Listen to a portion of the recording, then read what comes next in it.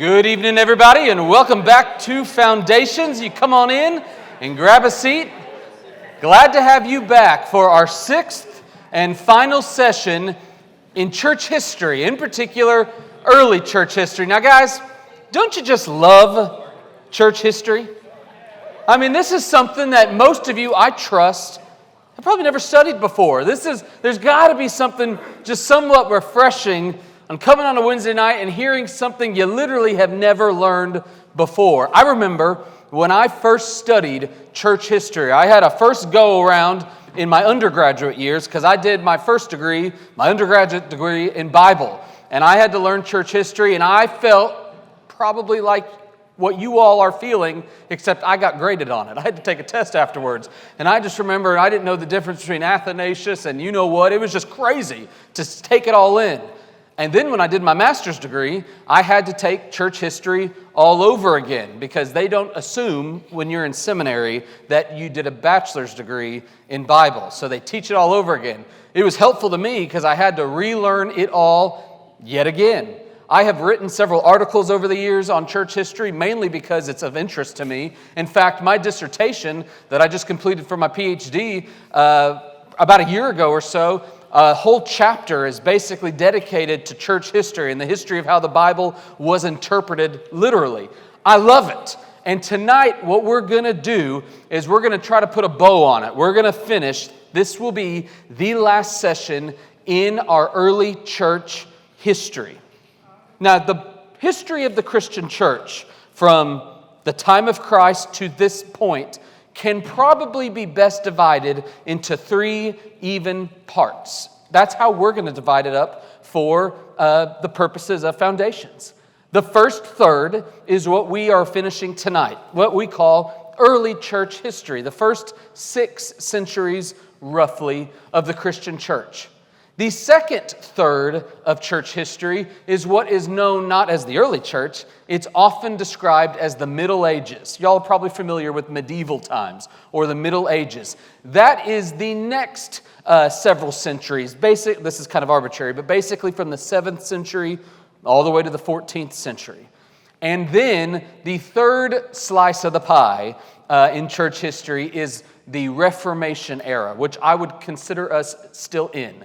We are the outflow of the Reformation, which happened in the 1500s, the 16th century, all the way to the present. As I described, actually for you guys, it was Bert Blasey. I did this at Harris. In our first session for Foundations, we made it clear that how we're going to go about this class is we're going to provide all of the material in short 6-week seminars. And we're going to rotate big topic to big topic to big topic to keep you interested. Now, for those of you that have been loving church history and really want to go to the 7th and 8th centuries, you're just going to have to be patient. We won't get there till the spring because next Wednesday night, Clint Presley will be here, and he is going to teach for the next 6 Wednesday nights here at this campus, the Pentateuch. He's going to switch from history, which I've been teaching, to the Bible. He's going to start going through an overview of the first 5 books of the Old Testament, known as the Pentateuch. So you be here next Wednesday night and have a frame of mind that we're changing topics. I am going to spend the next 6 weeks at our Harris campus, and I'm going to teach them for 6 weeks what I have spent the last 6 weeks teaching you. So if you have forgotten things I've said over the last 6 weeks, or you want to hear a new and improved version of what I've taught these last 6 weeks, here's a little spoiler. I'm going to clean up what I've been teaching you all over the last 6 weeks, and I'm going to try to make it a little better for my next go-around. You know, second time's a charm, so I'm going to try to do that for this next go-around. So it may be of interest to you to go watch those recordings, which we'll publish online as well, and maybe that'll help fill in some of the blanks, so to speak, for you. You guys know, you've been around me long enough to know my teaching style is I have notes and I don't look at them.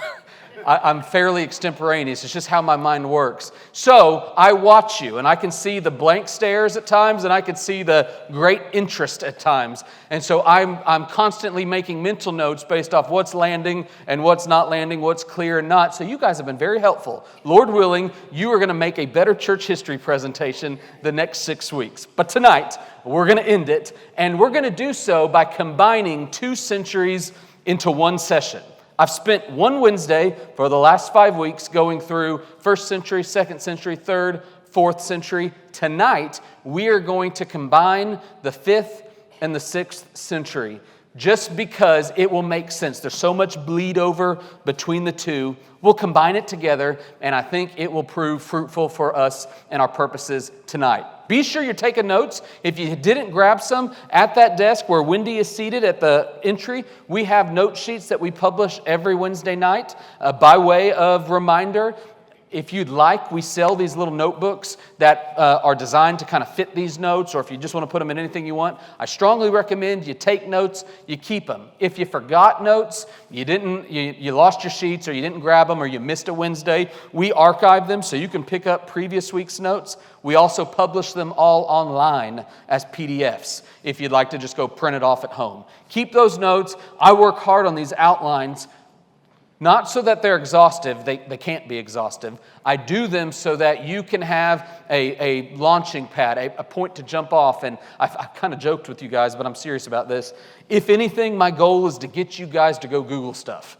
I want you to go look up. I just had a brother tell me tonight that he was doing a little deep dive in Constantine, because I talked about him a couple weeks ago. I want you guys to be thinking about, okay, I want to know more about penance or Athanasius. I want to know what on earth is going on with the Council of Chalcedon. So I want to learn. I hope this class will help you do just that. Why don't you join me as we pray, and then we're going to dive in one last time to early church history. Let's pray. Father in heaven, as I've prayed these last several weeks, I'll pray yet again that this would not be a mere intellectual exercise. This would not be just something that stokes curiosity, but that this would be faith-building, soul-stirring, strengthening, I pray. Lord, I'm asking that you would use me in spite of me to edify these dear brothers and sisters as we trace your footprints over the last 2,000 years. As we examine your fingerprints over the last 20 centuries. Lord, I pray that this would strengthen the faith of my friends. And I ask this in Jesus' name. Amen. 5th and 6th centuries. As a reminder, the 5th century begins in 400 and the 6th century ends in 599. So we're going to cover the years 400 to 599 tonight. These years mark the formal end of antiquity. Antiquity is what most Western civilization folks would describe as the Roman Empire and its end. And after the Roman Empire falls apart and everything starts to finally settle down, we enter what's called the Dark Ages, the Middle Ages, the medieval era. Partly that's because so much culture began to happen in all these tribal lands all over the place. There wasn't a centralized organization that the Roman Empire afforded. So as you might expect, what would be the first highlight of the 5th and 6th century I want to draw your attention to this evening? As you might expect, the first thing we really need to take note of is, if you'll notice with me on your notes, first off, I want you to see, you're going to see the rise of barbarian invasions, and in particular, this causes the fall of Rome. Now let's talk about that for a moment. Rome, the great Roman Empire. You've noticed its fingerprints over the last several centuries of church history. Rome controlled it all. But if you were to look at a map, in fact, I think I have a map on the screen that you could take a look at. If you'll notice on the map, there you go, that the Roman Empire, which kind of surrounded the Mediterranean Sea as we know it today, there was a lot of land north of the Roman Empire. It's the yellow on the screen. It was what we would call today Central or Northern Europe. Did you realize that that portion of Europe was not controlled by the Roman Empire? It was filled with tribal Germanic peoples. All these Germanic tribes that were individualized, spread out throughout central northern Europe. Well, these tribes were all living happily at peace, and they were north of Rome, of the Roman Empire. The Romans called all these tribes up in the north barbarians. Now, why did they call them barbarians? It's not because they were barbaric. These people were called barbarians because they did not speak Greek or Latin. They just were barbarian. They didn't communicate the way we civilized Roman citizens do. They were other. They were the barbarians. But then things got a little crowded, and the barbarians started to be pushed down into the empire. And do you want to know what caused it? What was the force that pushed the barbarians from their lands all over northern Europe into the Roman Empire? There was this insurgent force that had come from the east, from the area of Mongolia, from Central Asia. This famed, infamous character in history you've probably heard of, named Attila the Hun. Y'all ever heard of Attila the Hun? He's often joked he and Genghis Khan are kind of the two Asian infamous people of history who caused great havoc in Western civilization. Attila the Hun led the Hunnic Empire out of Asia and started coming into Europe. And as they came into Europe, those Huns were barbaric. They were killers. And as they were coming into Europe, they started to push some of the tribes out. There was a general word used to describe all these Germanic tribes, all these barbarians. Generally speaking, they were called the Gothic people. Now, don't think Gothic like it's been used today. The Goths, they were a name used to describe all these tribes. Now, you could slice these tribes into two general segments, the Eastern Goths and the Western Goths. They had names. The Eastern Goths were called Ostrogoths, and the Western Goths were called Visigoths. The two different groups. Well, here's why we call one half of them Eastern Goths and why we call one of them Western Goths. The Eastern Goths, the Ostrogoths, when the Huns started to come from the east, they didn't really go anywhere. They basically got conquered, absorbed into the Hunnic Empire. But there were some of their Gothic neighbors on the west who smartly ran away. The Visigoths, the Western Goths, they kept moving west. They wanted to get away from these Huns, and so where can you go? If the Huns are coming, you got to go into the Roman Empire, so they come down south. And the Visigoths start heading south, escaping Attila the Hun, and they land in the Roman Empire. And the Roman Empire actually received them. They brought them in, but they did, as so many nations have, they started to treat them racially, intolerantly, and they started to abuse the Visigoths in the Roman Empire. And here's what happened. The Visigoths, as you might expect, didn't take too kindly to this, and they caused an uprising. They started to fight the Roman Empire, and something happened in the year 378 AD that had never happened in Roman Empire history. The Visigoths shockingly won. They fought, and they actually conquered the inconquerable. The Visigoths, at the famed Battle of Adrianople in 378 AD, they actually rebelled against Rome, won, killed the emperor, and the Visigoths, a couple things happened as a consequence. One, the Visigoths started to spread out all through the land, and secondly, word spread really quickly. Rome started to recall its soldiers from all over Europe to come and protect the mother city, Rome. We don't want these Visigoths to sack us. So they called in all the soldiers, and guess what happened?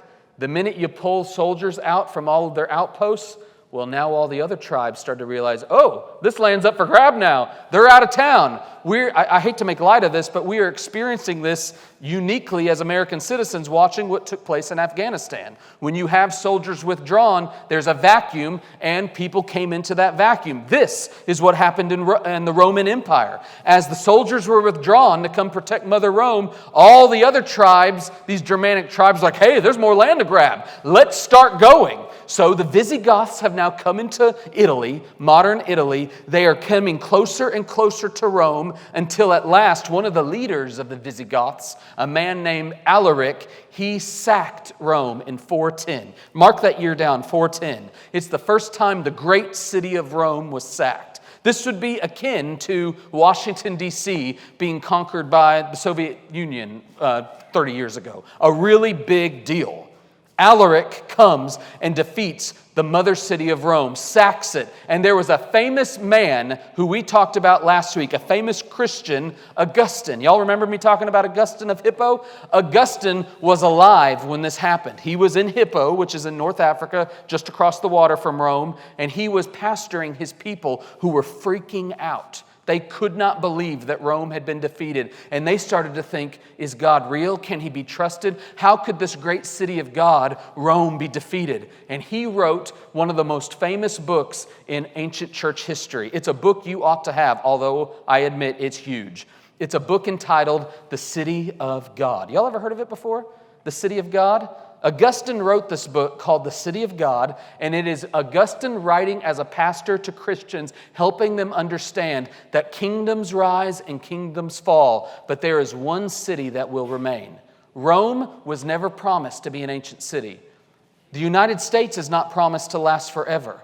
There is one kingdom that's unshakable. There is one city that will abide. All of these cities, Rome, D.C., Charlotte, you name it, London, Paris, they are but cities of man. There is one city that will abide, the city of God. In other words, Augustine was trying to help people understand that God is sovereign and Alaric of the Visigoths has nothing on God. Augustine wanted you to see that you are sojourners. We are but exiles. That doesn't mean we put our heads in the sand and pretend politics aren't real. It means you don't make politics your God. You recognize that there is no political person who can save you. There is a sovereign God who the heart of the king is in his hands. He'll turn it as he will. There is a God who is ruling. Augustine famously counseled God's people while Rome was collapsing. Trust God. We don't need Rome for the kingdom of God to advance. So you see the Visigoths, this Germanic tribe that comes in, invades the Roman Empire. They take over modern Italy. Now I want you to notice another group that comes into play. Another group was called the Vandals. Y'all ever heard of the Vandals before? The Vandals were another Germanic tribe way up in north central Europe. And once they learned that the Visigoths were successful, and once they saw that all the Roman soldiers were escaping the outskirts of the empire to come protect Rome, they started to advance. They were driven by the Huns as well. They were trying to get away from these Huns, but they started to move, and they went all the way around to modern-day France and Spain, which is called the Iberian Peninsula. And if you go to the bottom of Spain, there's a little tiny jut of land that goes to this little body of water called the Strait of Gibraltar. They crossed that strait, and they were now in what we would call modern-day Morocco, and they started to make their way over the North African coast, where they conquered all those lands. They basically took over the Roman Empire, which was south of the Mediterranean Sea. Now, the Vandals, they defeated Carthage. They defeated Hippo, where Augustine was. In fact, believe it or not, the Vandals sacked Hippo like a month before Augustine died. You can see in his writings him talking about the Vandals approaching the city, laying siege on the city, and he died before they took over it all. He was an eyewitness to this. Now, the Vandals, they got tired of their victory, and they wanted a little bit more. So they got on the boats and they went across the water to the north, and they decided if the Visigoths could sack Rome, how about we try? And so they make it over, and guess what they did? They went and they too sacked Rome, but they did some horrible stuff. When they went to Rome, they vandalized Rome. That's where we get the word vandalize. It comes from the Vandals who came and defaced the Roman city of Rome, the great imperial city. They came and vandalized that great city. The Vandals who took over northwest Africa. Now, remember me telling you about those Eastern Goths, those Ostrogoths who got absorbed into the Hunnic Empire? Well, they finally got freed from the Huns. Attila died. They finally got freed up, and they started to come into the land. And this was a few years later, after the Visigoths had kind of taken over everything. There was a man named Odoacer. He was the man who killed the final Roman emperor in the year 476. And the year 476 is a big year. Write that down. It's the year the Roman Empire collapsed officially. There was no longer a Roman emperor after the year 476. And the Ostrogoths took over the land. They became the rulers of Italy. Then lastly, I want you to see that there were some folks that took over the region we now know as France. In fact, we call France because the tribe that conquered that land were called the Franks. We get France from the tribal name the Franks. These were Germanic people that came and took over that land. The Franks, they were pagan atheists. These people did not believe in God. They worshiped trees and whatnot. But there was another tribe that was Christian, although they were what you might call Arian Christians. Do you guys remember me talking about the Arian controversy last week? Heresy, Arius. That was the belief that Jesus did not exist eternally. He came into being at Christmas, at the incarnation. These people, the Burgundians, they were Arian Christians, and they conquered the lands called Burgundy to this day. It's basically eastern France. It's kind of the border of France. The Burgundians. Scratch out Lombards. I did not mean to write that in there. It was published before I could edit it out. And then lastly, I want you to see what happened to the land that so many of us came from. I recognize not all, but our country is inextricably tied to that Isle of Great Britain. How did the gospel, or how did people get there? How did we become people from Great Britain? Well, these Germanic tribes ended up spreading out to that isle. There were a tribe called the Angles. There was a tribe called the Saxons. They were both in northern modern Germany. And then there was a tribe called the Jutes. And they were in what's called modern-day Denmark. If you go look at a map, Denmark is like this little tiny peninsula that juts out. In fact, it's called Jutland. It's this land that juts out from Germany. These tribes made it over the water, and they took over Great Britain. They coalesced and became eventually known as Anglo-Saxons. And these were the Angles and the Saxon tribes, and Jutes for that matter, that had come together, and they spread out and conquered those lands. So I want you to see, firstly, no longer was Rome king. Rome fell, barbarians were over all the lands, and now we have a problem. Previously, when Constantine became emperor, and he made Christianity the official religion, everybody was a Christian. Everybody knew about Jesus. There wasn't this big compulsion to evangelize because the presumption was, of course you're a Christian. You might get killed if you're not. Everybody is one. But when the barbarians came and destroyed the Roman Empire, and now these barbarian tribes were over all of Europe, guess what Christians now had to do? They now had the opportunity to do mission work. Not to suggest that it wasn't possible before. We, of course, recognize cultural Christianity was rampant. But they literally now knew there were barbarian people who did not follow Jesus, who worshiped trees. So, secondly, the second highlight of the 5th and 6th century I want you to see is in the wake of the fall of Rome, in the wake of the barbarian invasions, was number 2, the rise of missions. Now, I cannot, for the sake of time, be exhaustive, but I want to give you a brief overview of how the gospel got from Rome and started to spread into Germany, how it spread into France, how the gospel spread up into Great Britain, for example. These are it's just a little appetizer. I just want to walk you through just a couple names that you might know. I bet you all know the first name. How many of you in this room have heard of a little guy named St. Patrick? Did you ever think he was just kind of fake, make-believe? He was actually a real individual. St. Patrick is how we would describe him. No, we're only saints because of the blood of Jesus. I wouldn't canonize him, in other words. Patrick. Let me tell you a little bit about Patrick. Patrick grew up in Great Britain, modern-day England. Patrick was the son of a Roman Catholic deacon, a man who helped serve the church. And that deacon at those days were a little bit more involved even with what you might conceive of a deacon today. You did a whole lot in that day and time. This deacon, he was from a churched family. But then when he was a teenager, he got captured, kidnapped by Irish pirates, raiders. They captured this little boy and they took him to Ireland where he was enslaved with a shepherd. He basically became a shepherd in enslavement, and he just took care of this sheep and pastures for several years until he finally escaped. He finally got out of Ireland. He came back home to Great Britain, and while in Great Britain, after a few years, he started to have all of the... I got ahead of myself. You need to know this. While he was tending all those sheep, he had a lot of time on his hands. He was out there looking at God's creation, and over a period of years, he came to Christ. He knew a lot about Jesus from his dad, but he didn't know him. And you all know the difference, right? And while he was out there pasturing those sheep, he started to see the glory of God. He came to Christ, he escaped, came back to Great Britain, and while in Great Britain, a few years later, he started to have all these dreams, these visions. And in these dreams or visions, he kept seeing Irish people going to hell.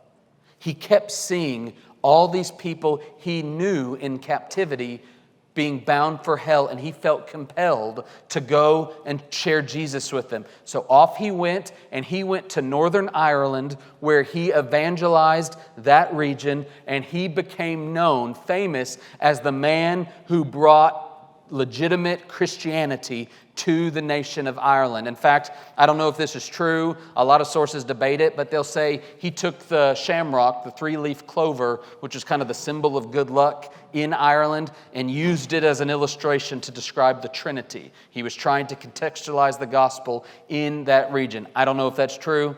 Go look it up, and you guys be your own judge. All that to say, Patrick was the instrument in the Redeemer's hands to bring the gospel to Ireland. Okay, now we've moved from Ireland. Let's talk now about Germany. How did the gospel get up to modern-day Germany, that great Germanic region where all these barbarians had come from? I want to tell you about a little guy named Boniface. Boniface, he was bold. I might call him Boniface the Bold, because one day it's reported that he came to a cultic pagan worship service. All these Germanic peoples were surrounding the great tree of Thor. They believed Thor was a god, which, by the way, we have Germanic influence to this day. Thor's Day is where we get Thursday, and Wooden Day is where we get Wednesday. Two pagan Germanic gods. We have a little bit of holdover to this day. They were surrounding this tree of Thor. Now, if you were an evangelist and you saw all these pagans standing around a tree worshiping God, worshiping the tree, they probably all had axes. What would you do in that moment? You probably wouldn't do what Boniface did. He came and he chopped the tree down right in front of everybody. He took out an axe and cut the tree down. And when he did, all the Germanic people stood back aghast and thought, mercy, he's about to be killed. The lightning's going to fall. Our God is going to take him, which of course didn't happen. And Boniface took the wood from that tree and he built a church. And that church was the beginning of the Christian movement throughout the Germanic peoples. Pretty wild story, isn't it? Boniface, used of God to bring the good news of Jesus into modern-day Germany. Let's move on to, how did the gospel get to England? How did it get up to that island? We know that Patrick took the gospel to Ireland, which is connected to the island called England, right across the little water. But how did the gospel get to England? Well, let me tell you a story about this. It's reported that Gregory the Great, who was a pope that we're going to come to in a moment, he one time was in a slave market. and he saw these beautiful white little boys being sold into slavery. They just looked different from all the other people being sold into slavery. And he noticed them and said, whoa. Like when I say white, I don't mean just like as opposed to black. I mean like they were very white. These were very clearly Anglo-Saxons. They did not look Germanic. They did not look Italian. They did not look Middle Eastern. They looked very white. And he had not really seen too many of these. And he said, who are these people? And the person who was alongside Gregory said, they're angels. And he said, these aren't angels. These are angels. And he was so moved by seeing these little children that this Pope, Gregory the Great, the Bishop of Rome, he commissioned a group of missionaries to go from the Church of Rome and to go bring the gospel to the land of the Angles, the land of the Anglo-Saxons, Great Britain. And the man who led this charge was a man named Augustine of Canterbury. Don't confuse him with Augustine of Hippo. That was the one we've talked about last week. This guy is a whole lot less well known, but he's the guy who led the charge to bring the gospel into England. You may see his name sometimes called Augustine of Kent instead of Canterbury. Now let's quickly move on to one final region that you might want to hear about. This one is kind of interesting because it's hard for me to even describe this as an instrument of God. But there was a king in Gaul, which is what we call France, a king named Clovis. And Clovis got in a jam. He was in a battle, and he did what a lot of people have done over the years when they're desperate and they don't know the Lord. They cry out to him. We heard a story recently of an airplane that took off from Charlotte and its engine blew out right upon takeoff. It was when I preached in the summertime because I illustrated it in one of my sermons, so maybe June or July. And when the plane took off and they thought it was going to crash, all these people started yelling out for Jesus. It's a very common thing to have people that otherwise don't know him to start crying out to him. Well, this King Clovis, he starts to cry out, Jesus, help me, because he wanted to win the battle. And it appears Jesus helped him, for he won the battle. And upon winning the battle, Clovis said, if he's good enough for battle, he's good enough for life. And Clovis started to follow Jesus and made all of the French people follow him. So there's a little cultural Christianity going on here too, I must admit. But he was the instrument that began a Christianity wave through modern day France. There's just a sampling. There's so many more names. I could spend the next 3 hours talking to you about instruments in the Redeemer's hands that brought the gospel from the Roman Empire into all these barbarian tribes. But let's just put a point on it and say, number 2, these centuries show us not only the fall of Rome, but in its wake, the rise of global missions. Now, thirdly, you heard me talk about Pope Gregory the Great. I touched on the idea of a pope last week. Let's return to it tonight because this is where these centuries are where you actually see the pope come into play. Now, the pope. We're all familiar with the pope, are we not? I mean, it's crazy how our secular news media could care less about the Christian church until there's a new pope to be had. And then it becomes a round-the-clock news story. It's a testimony to the unusual influence that role has had throughout the last 2,000 years. Let's talk about the rise of the Pope. You may hear it described like this: the rise of the papacy. Papacy means the office of the Pope. Let's talk about where this came from. Well, first off, I want you to notice with me 3 different factors. There are political factors, theological factors, and what I call biographical factors that led to the rise of the Pope in Christianity. Let's talk firstly of some political factors. Now, if you recall, the Pope, which comes from the word papa, which means the father of the church, the Pope has always been the Bishop of Rome. Now, why the Bishop of Rome? Because there were some political factors at play. As you know, Rome was the leading capital of the Roman Empire. That's where you get the name Roman Empire. Rome was prominent. It was the original capital. Now, if you recall, when Constantine became emperor, do y'all remember what he did? He moved the capital from Rome elsewhere. He moved it to what we know today as modern-day Istanbul, but he named it then after himself, Constantinople. That was the original name.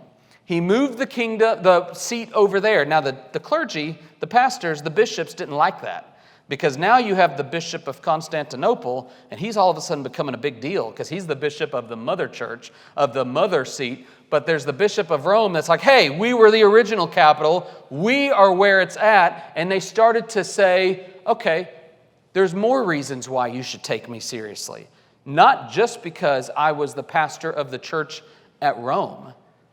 You should take me seriously because I'm the guy who sits in the seat that the great Peter sat in.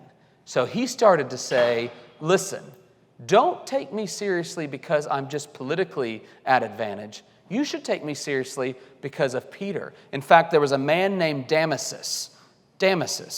He was a pope, and he's the first guy in church history who declared, hey, I should be considered the leader of this church because Jesus said so. He cites Matthew 16 and verse 18. You are Peter, and upon this rock I will build my church. He thought that meant you are Peter, and on Peter I will build this church, which Protestants believe Jesus is saying, you are Peter who had just confessed Christ, and on this confession, faith, I will build this church. In other words, we believe Jesus is the head of the church, but Roman Catholicism from that point forward started to see Peter as the guy who was given the keys to the kingdom. Peter was given primacy. Peter was the top dog. Peter was the first pastor at the church at Rome. Peter was the guy who started the bishopric of Rome. Any person who came from Peter had the right, the apostolic succession, the right to become the guy who ran the church. The Pope began to be the person who followed after Peter. And the guys at Constantinople, as you might expect, they didn't like that at all. And you start to see, and I'm going to get to this at the end of our time tonight, watch this. You're going to start seeing a slow separation. The West and the East are going to start splitting, slowly but surely. The West centers around the Pope at Rome. The East is going to start centering around the bishop at Constantinople. It's not happening in these centuries. It just starts. But let's just focus on the West for a second. Let's talk about the Pope, because I bet you everybody in this room knows the name of the Pope today, and I bet you not a single person in this room knows the name of the Bishop of Constantinople today, who, by the way, is still here, and I'll show you his picture at the end of the night. But we all know the Pope because of its cultural influence. The Pope, the bishop of the most important church in the most important city on earth. This church that had 30,000 Christians or more. This church, the city that had been the reigning of the Roman Empire. This great church at Rome. This church that had some significant influential people lead it. For example, let me give you two biographical factors that led to the rise of the papacy. One was by one of the popes named Leo the Great. Mark his name down. Leo the Great took what Damasus said and he declared, I am preeminent because I follow in the footsteps of Peter. He had a bit of a Messiah complex, Leo the Great did. And let me tell you what Leo did. When Attila the Hun and Alaric the Visigoth came into the Roman Empire, Leo was alive. He was the Bishop of Rome then. And guess what Leo the Great did? As Attila came, history tells us that Leo, as the Pope, went by himself out and met Attila the Hun, the famed, infamous Attila the Hun, that murderous man. And he said, you shall go no farther. You shall not attack this city, for this city, Rome, is the city of God. And when Leo declared that to Attila, guess what Attila did? You'd expect him to just cut his head off. Attila was so impressed, he stopped. And he said, okay, we won't destroy the city. We're just going to loot you a little and leave. And that's all he did. He took some loot to pay for his way back home, and he turned around. The rest of the Christians are like, okay, that guy's got some stuff. That's what made the Bishop of Rome start to be seen not just as a politically hungry guy. they started to see him as, oh, this guy has legitimacy to lead. I mean, who would do that? They started to see him truly as a father of the church, as a papa of the church, as a pope of the church, Leo the Great. But there was one other guy who gave even more legitimacy to the office of the pope. And by the way, I'm going to change tune in a moment, lest you think I'm a papal guy myself. There was one other guy who made the pope's office look pretty good, and that was a guy named Gregory the Great. Gregory the Great was the first pope to formerly be a monk. He lived a simple life. He was beloved in Italy. He was known as a servant of servants. He was kind of like the archetype of the current pope. If you guys know, our current pope today, Francis, has kind of fancied himself as a servant of servants. He's kind of tried to show a lot less taste for luxury than his predecessor. Francis is a little bit of a mirror image of this Gregory the Great. He lived a very simple life. Gregory, perhaps, is best known as the guy where we get some of the earliest Christian music. In fact, I have a short 40-second YouTube video I want to play for you tonight of some of the earliest Christian music. Do y'all realize that we haven't been singing the Gaithers for the last 2,000 years? Chris Tomlin is just a recent phenomenon. Prior to these days of Christian contemporary music, some of the earliest Christian music was called Gregorian chant. Now, I was joking. We have one of our Sunday school teachers, community group leaders in our church, Max Miller. If y'all ever talked to Max before, he's sitting on the back row. He has a voice like the voice of God. I'm not kidding you. His voice is so deep and resonant. I imagine that's what God will sound like one day. And I wanted to bring Max up here and just sing the Gregorian chant for you because his voice is perfect for it. I wanted to spare you my voice, but alas, here just for a second, a 40-second clip of what music sounded like, this music that originated with Gregory the Great, Gregorian chant.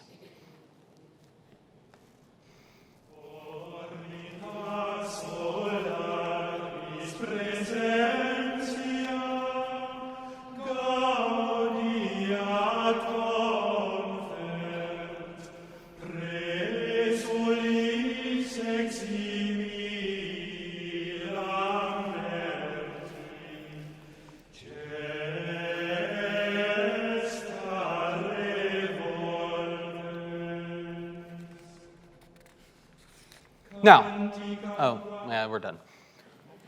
Now, you didn't understand it because it was written in Latin, the tongue of the day, but this Gregorian chant was basically straight Bible. It's pretty rich music. Go Google it. You can listen to hours and hours of Gregorian chant. It is still sung in many churches around the world. That's probably one of the great legacies we have from Gregory the Great. Now, let's talk very quickly about some contradicting factors, because some of you may be sitting there thinking, well, I didn't know Kyler was a papal guy. Sounds like he's awfully keen on the Pope. And I don't think that works for a Baptist preacher. I must confess I am not. I believe the papal office is a fraud.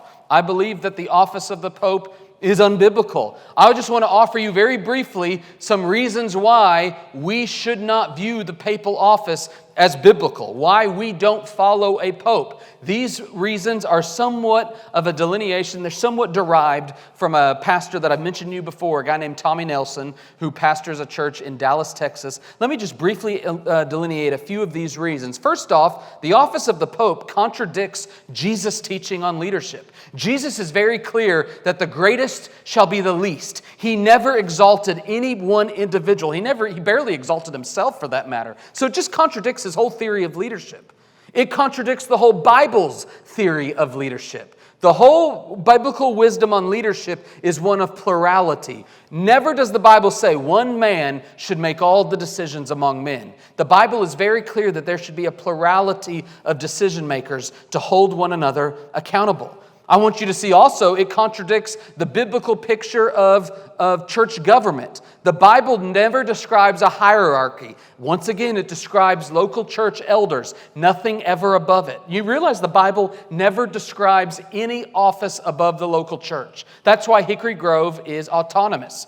The Southern Baptist Convention has zero power over us. There is no authority over the church. The leaders of the church are the leaders of the church Full stop. That's the portrait the Bible paints. I want you to see, let's talk about Peter in particular. Should Peter be considered better than others? Well, first off, the New Testament's portrait of Peter is not a good one. If y'all read about Peter, Jesus literally says, "Get behind me, Satan," to Peter. Peter is not exactly what you'd call exemplary. Peter, after promising Jesus he'd do all these things for him, denies Jesus 3 times right after he's arrested. The rooster crows. Peter is portrayed as a deeply broken individual. He's not presented as some sort of exemplary, perfect individual. Peter himself describes himself as a fellow elder in 1 Peter 5:1. He describes himself as one of many, not as one above. I want you to see that the city of Rome, you might think, okay, well, maybe not Peter, but the church at Rome should be taken more seriously. The Bible nowhere describes the city of Rome as anything but just a geographical entity. It does not describe it as some sort of pinnacle. The Bible talks a heck of a lot more about Jerusalem than it does about Rome. Rome does not have some unique spiritual implication. I want you to see that the New Testament always describes the apostles in the plural form. It's always talking about men, not a man. Jesus is the cornerstone of the church, and on that cornerstone is built the witness of the apostles, plural. There's a reason there's a whole lot more letters by Paul than Peter, and why most of you probably know more about Paul than you know about Peter. Peter did not have some sort of unique role, plural apostles.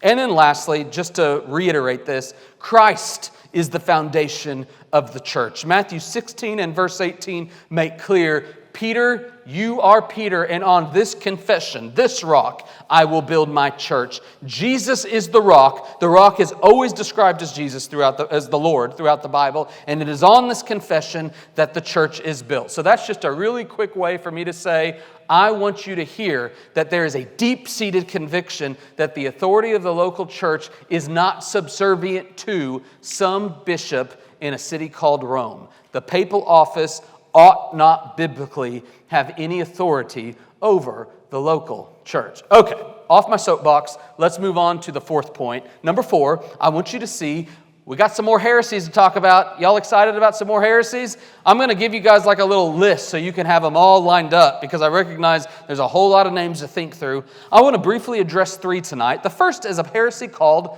Pelagianism. You may have heard of Pelagianism. Pelagianism originated with a British monk named Pelagius. Now, this British monk, which is interesting, as early as these centuries, you already see a monk over in Great Britain having a lot of authority. This monk took issue with Augustine of Hippo. He took issue with Augustine's high view of the sovereignty of God. He thought, and maybe rightly so, in other words, it's understandable why you would have this debate. He thought that Augustine's high view of God's sovereignty basically made man have no responsibility. Which is, by the way, if you believe man has no responsibility, that's a huge problem. That's fatalism. That's determinism. That's just controlling. That's robotic. Well, he overcorrected, as so many do. And because he saw Augustine's view as problematic, he swung too far the other way, and he rejected original sin. He rejected the idea that we are born sinners, and he thought it was actually possible not to sin. He rejected total depravity, and he said, well, you cannot, theoretically, you don't have to sin. You could potentially live perfectly. It's highly unlikely, nobody ever does, but you could.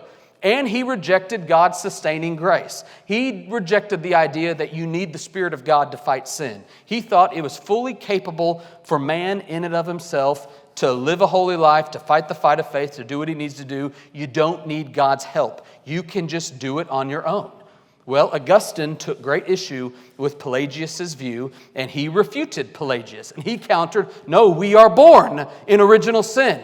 We are the children of Adam and Eve. When you are born with a natural inclination to sin. You don't have to be taught it. You naturally know how. Which, by the way, if you don't believe me, I'll take you down to the preschool floor Sunday morning. We'll open the 1-year-old's room, and they're biting each other. I hope mom and dad didn't teach them. I'll close that door, walk with you into the 2-year-old's room where they're stealing from one another. In the 3-year-old's room where they're throwing blocks at one another. This, my friends, is a funny but true illustration of original sin. In fact, Augustine, he famously said that man is so sinful that an infant child, if it had the strength, would strangle its mother to get milk. It's kind of a graphic way to say children are screaming, not because they're just cute and innocent. They're screaming because they have a natural impulse to what they want, when they want, how they want it. We are all born this way. We just have more respectable versions of this sin when we walk into the foster class, for example. And maybe blocks aren't being thrown, but thoughts are being had in one another's heads because we are all sinners. My point is simply the man named Pelagius and his view that you don't need original sin, Pelagianism, it ended up being condemned at the Council of Ephesus. Write that down, Council of Ephesus in 431. That is a big church council. That's a big thing. Go Google the Council of Ephesus, 431. Pelagianism. Is God actually sovereign? Now let's look at the second heresy. This is where it gets technical again. Have you all noticed so many of these heresies feel like you're like, how many angels can stand on the pinhead? This is one of those where it's like you're trying to figure out who Jesus is, and it's very confusing. There was a man named Nestorius. He was the bishop of Constantinople, and he asked this question. Can Jesus, who has two natures, he's God and man, can that really be one person? If Jesus is God and also man, how can those two things actually exist in one person? He didn't think that was possible. He rejected it, and he mainly rejected it because there was a common belief in that day that Mary, the mother of Jesus, she was referred to as the Theotokos, which is God-bearer. And he didn't like the idea that a mere woman could bear God. He thought that was inconceivable. And so he rejected the idea that somebody with two natures like Jesus could exist in one person. So he had this really weird view that honestly is hard to describe. So if you don't get it, you're in good company. He basically said Jesus existed not really with a union of two natures. He had two natures, but they kind of existed in two persons. But he doesn't really describe what that means. It's really hard to understand, truth be told. But it was condemned at the Council of Ephesus II in the year 431. Today, you can find Nestorians, people who believe this, in modern-day northern Iran, of all places. There's about 400,000 people that are Nestorians, that believe this about Jesus, living in modern-day Iran. Have you all ever heard of the Kurds? The Kurdish people? They tend to follow wherever the Kurdish people are. You'll see Nestorians to this day. Now, quickly and lastly, let me show you a third heresy. This is the opposite of Nestorianism. I want to talk to you about a guy named Eutyches, and he had the heresy of Eutychianism. Eutyches was a monk in a monastery in Constantinople, and he disagreed with Nestorius. He thought the opposite. He said, can Jesus, who is one person, really have two natures? He basically asked the same question, but looked at it from a different way. He's saying, okay, well, if Jesus is one person, can he really have two natures? And he concluded, no, that Jesus is really God and his humanity kind of got absorbed into his godness. He used this illustration. Jesus' humanity is kind of like a drop of honey dripped into the sea. It gets dissolved and absorbed in the sea. It's there, but really all you see is sea. That's what he thought Jesus' natures were. Jesus was God with just a little drip of humanity that got absorbed in his divinity. It was them trying to wrestle with who is Jesus. And that view was condemned at the Council of Chalcedon in the year 451. Go Google that. It'll give you some interesting food for thought. Now finally, with the few minutes we have remaining, I want to give you one fifth and final highlight of these 2 centuries. A highlight that I gave you a little bit of a taste, a little bit of a heads up on probably about 10 minutes ago. The final marker of the early church, which is something that's going to set us up for the Middle Ages, we're going to return to next year when we address the Middle Ages, is these centuries, this concluding era of the early church, marked a growing drift between the West and the East. I want to describe it like this. You'll start to see the rise of Eastern Christianity. Now, that may not mean much to you. You probably know Eastern Christianity today by the name Eastern Orthodoxy. Y'all ever heard of the Eastern Orthodox Church? What you probably hear more commonly are either the Russian Orthodox Church or the Greek Orthodox Church. Those are subsets. But in general, a counter movement. There was Roman Catholicism in the West, and there was Eastern Orthodoxy that began to develop in the East. Roman Catholicism, as you might imagine, centered in Rome with the Pope, the Bishop of Rome. Eastern Orthodoxy centered in the other capital, Constantinople. There were a few things that I want to draw your attention to. This doesn't formally happen, by the way, till around the year 1000. So we've got several centuries to go. But you're going to see the split begin to happen. Let me show you a few ways you see the East and the West begin to drift apart. And you're going to see these things spelled out in the centuries to come. First off, you're going to start seeing the West, Roman Catholicism, talk about salvation differently than the East. Here's how it happened. The West, which we are products of the West talked about salvation in legal or judicial terms. We do that. Y'all ever heard Clint or I preach? We always preach that you are saved by faith alone. The Bible uses the word justified by faith alone. It's like God takes a gavel, bangs it down, and says, though you are a wicked sinner, I am declaring you not guilty because my Son, Jesus Christ's righteousness, has been credited to you. We call that imputed righteousness. Well, the Eastern Church didn't talk about salvation that way. They began to develop a term that you've probably not heard of before, a term called theosis. Write that down, Theosis, and Google it. Theosis was the view that God saves you to become like God. Theosis means to become God. Deification, to change into God. In other words, they believed this, that salvation was something you do with God. You cooperate with God. Salvation is you fighting the fight of faith, growing in holiness every day to save yourself in essence one day. Whereas we as gospel-believing Christians, products of the West, would say you are not saved by any element of your works. It does sound similar because we believe in sanctification. We believe that you are slowly changed into the image of Jesus, slowly and surely, and one day you will be glorified and become like your Lord, but it is totally a work of grace. Whereas the Eastern Orthodox Church began to develop the belief that you needed to work or cooperate with God to grow in holiness, and the whole point of being saved was theosis, to become like Him. That's the first thing I want you to see. There was a theological drift beginning. I want you to also notice in this theological drift, there was styles of worship that started to change. Probably the most known element of Eastern Orthodoxy that you're probably familiar with is their worship of icons. Y'all ever heard of icons or iconography?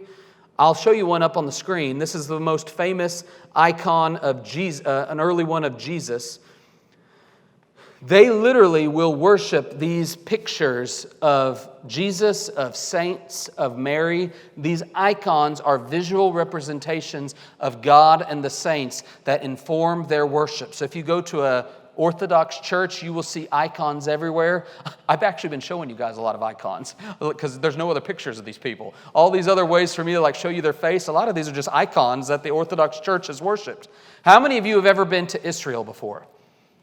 Okay, so if you've been to Israel, if you've been to Jerusalem in particular, have you noticed that every place that's significant for Jesus is like a shrine?